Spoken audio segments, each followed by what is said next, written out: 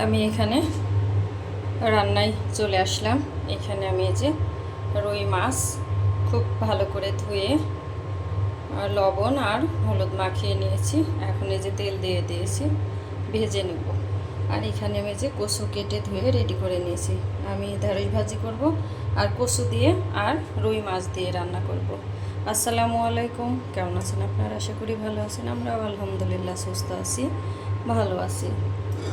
কারণ তেল গরম হয়ে গিয়েছে, আমি এখন মাছ দিয়ে দেবো।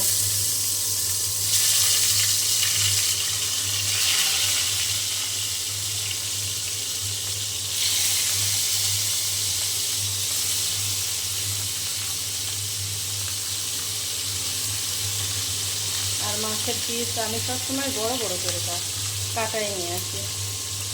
আর এই দিন একটু বলেও দিলাম বড় করে কাটতে, কিন্তু এত পরিমাণ ছোটো ছোটো করে কাটছে। ছোটো মাছ না, আমার এই ছোটো করে কাটলে এইভাবে আমি রান্না করতে আমার ভালো লাগে না।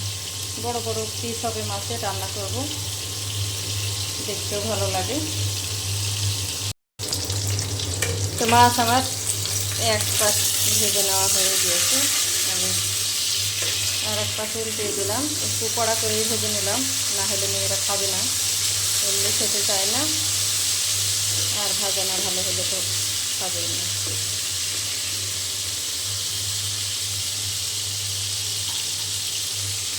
আমি আর এক পাশও খুব ভালো করে ভেজে নেব।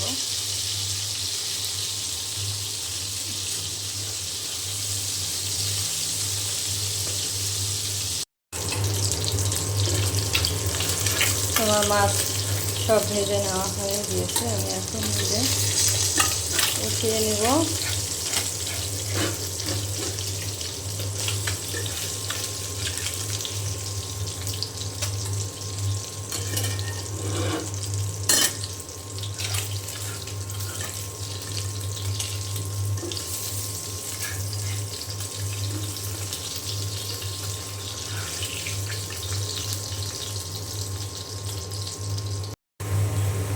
আমি মাছ এই যে উঠিয়ে নিয়েছি, নিয়ে ওই তেলের মধ্যেই পেঁয়াজ দিয়ে দিয়েছি। এখন পেঁয়াজ ভেজে নেওয়া হয়ে গিয়েছে। এখানে আমি এই যে মশলা রেডি করে নিয়েছি, এখন দিয়ে দিলাম।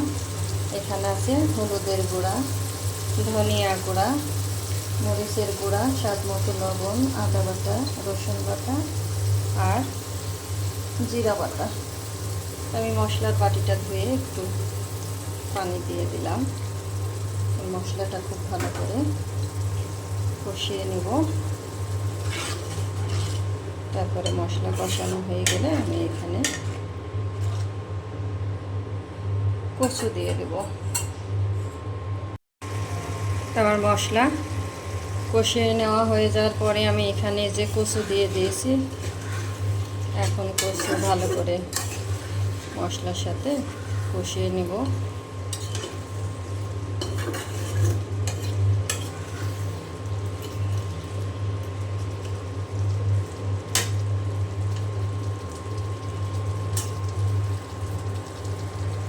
তরকারি কষিয়ে নেওয়া হয়ে যাওয়ার পরে আমি এখানে যে ঝোলের পানি দিয়ে দিয়েছি। এখন ফুটে গেলে তারপরে মাছ দিয়ে দেব। আর অফ ক্যামেরায় আমি যেখানে ঢেঁড়স কেটে নেব, ধুয়ে একদম রেডি করে নিয়েছি। এখন শুধু ভাজি করার জন্য কেটে নেব। এখানে আমার কচু আর রুই মাছের তরকারি রান্নাটা হয়ে গিয়েছে। আমি এখন নামিয়ে নেব।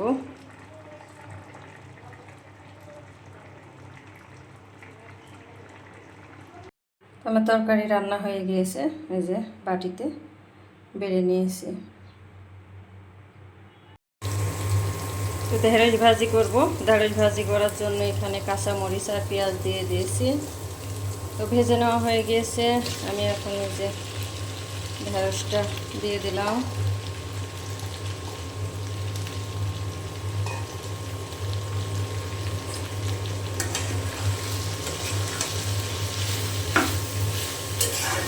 আর কাঁচামরিচ আমার ডিপে রাখা ছিল, ডিপে থেকে বের করে নিয়ে এসে দিলাম।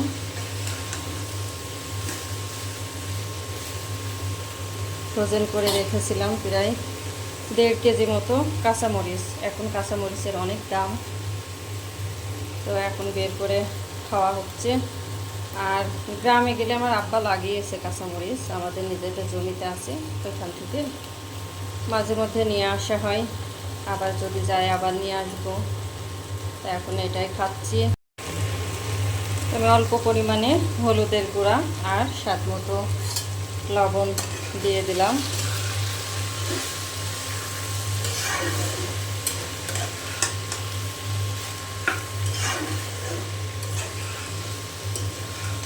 এখন আমি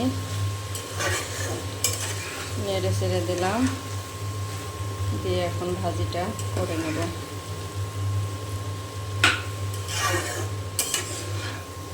তো ঢেঁড়সের যে এই যে আঠালো আঠালো যে ভাবটা, এটা নাকি লেবু দিলে কেটে যায়।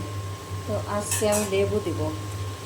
এই যে এক টুকরা লেবু নিয়েছি, তো ভাবছি যে দেখি তো আসলে কাজ হয় কি না। আমি এখন এই যে চিপে রস দিয়ে দিলাম, দেখি আঠালো ভাবটা থাকে না চলে যায়।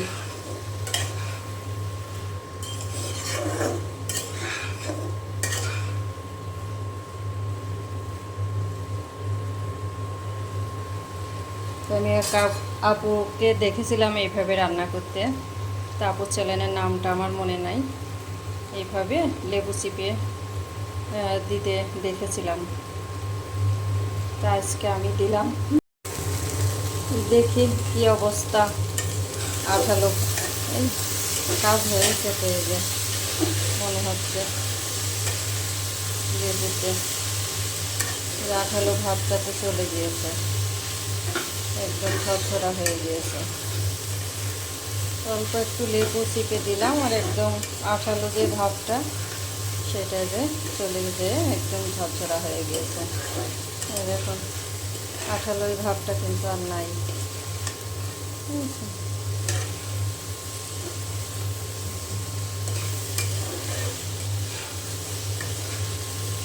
আপুকে ধন্যবাদ এত সুন্দর একটা জিনিস শেখানোর জন্য, জানতাম না। তো অনেক অনেক ধন্যবাদ আপুকে। তো এটা শিখে গেলাম, আপনারাও চাইলে দিতে পারেন। অল্প একটু লেবু রস দিলে ঢেঁড়সে যে আঠালো ভাবটা সেটা কেটে যাবে। আমার কিন্তু এই যে কেটে গিয়েছে, একদম ঝরঝরা হয়ে গিয়েছে।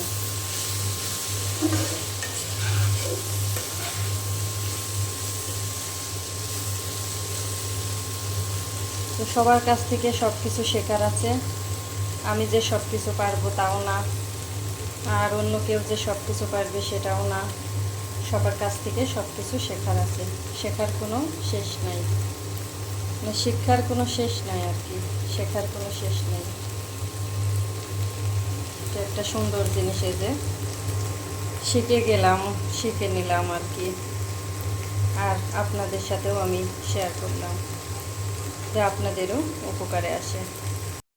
এইখানে আমার ঢেঁড়স ভাজি করে নেওয়া হয়ে গিয়েছে, আমি এই যে বাটিতে নিয়ে নিয়েছি। আর এখানে তো যে ভাত বসিয়ে দিলাম, এখন ভাজিটা আমি টেবিলে নিজেই রেখে দিব। খুব সুন্দর হয়েছে, আমি একটু ভাজা ভাজা করে নিয়েছি, কারণ ভাজা ভাজাটাই ভালো লাগে। সব রকমই করি, একটু ভাজা ভাজা, আজকে একটু ভাজা ভাজাটাই করেছি আর কি। আর এখানে যে আম কেটে নিব, আর এখানে যে দুধ বের করে নিয়েছি জ্বালানোর জন্য। তা আমার দুপুরে রান্না শেষ হয়ে গিয়েছে। এখানে যে রুই মাছ দিয়ে কচুর তরকারি রান্না করে নিয়েছি, আর এখানে যে ঢেঁড়স ভাজি করে নিয়েছি, আর এখানে ভাত রান্না করে নিয়েছি। এই পাশে আমি দুধ জাল করে নিয়েছি এই যে। তো এখন সব ভালো করে ঢেকে রেখে দেব, একটু পরে দুপুরের খাবার খাবো, এখন না। তো ভিডিওটি আমি আজকে এখানেই শেষ করব। যদি ভালো লাগে লাইক কমেন্ট শেয়ার করে আমার পাশে থাকবেন, আমাকে সাপোর্ট করবেন। আর আমার কথা কাজের মধ্যে যদি কোনো ভুল ত্রুটি হয় সবাই ক্ষমা দৃষ্টিতে দেখবেন। আর আমিও সবার পাশে আছি, সাপোর্ট করব ইনশাআল্লাহ। আমার পাশেও থাকবেন, আমাকেও সবাই সাপোর্ট করবেন। আর ভিডিওটি কেউ টেনে টেনে দেখবেন না। আর ভিডিও দেখার শুরুতে প্লিজ একটি লাইক দিয়ে ভিডিওটি দেখা শুরু করবেন। আমার ভিডিওতে ভিউয়ের তুলনায় লাইকের সংখ্যা খুব কম। আমার আপুরা, যেসব আপুরা দেয় তারা তো দেয়, জানি না কোন আপু ভাইয়ারা ভুলে যায় লাইক দিতে। তো প্লিজ আবারও বলছি, মনে করে একটি লাইক দিয়ে দেবেন। আপনার একটি লাইকে আমার ভিডিওটি আপনার মতো আরও অনেক ভাই বোনের কাছে পৌঁছায় যেতে সাহায্য করবে। তো আমি আজকে এখানেই বিদায় নিলাম। আসসালামু আলাইকুম।